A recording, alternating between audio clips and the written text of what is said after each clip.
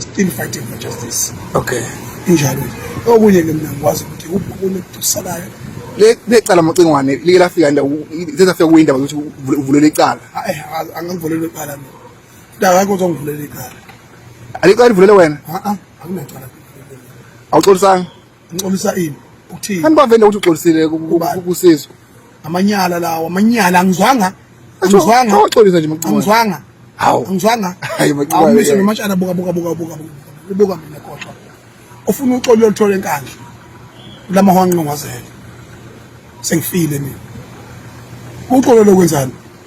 ulakala qoliswa leqiniso nifuna ukukhanda muphi umhlaba hawu dakiwe ke kwanama rumors ukuthi uSizwe Mdlalozi uye wavulela ke ungizwe umchulu ke icala lithinta ke i-defamatory ke lapha ke ngokuthi ke wambiza ngaleli agama ke noma ngenkonkoni ngisosho kanjalo.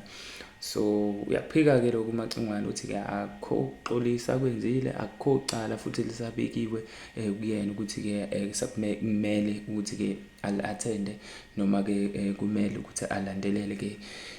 izinto ezithile okukhomba ukuthi ke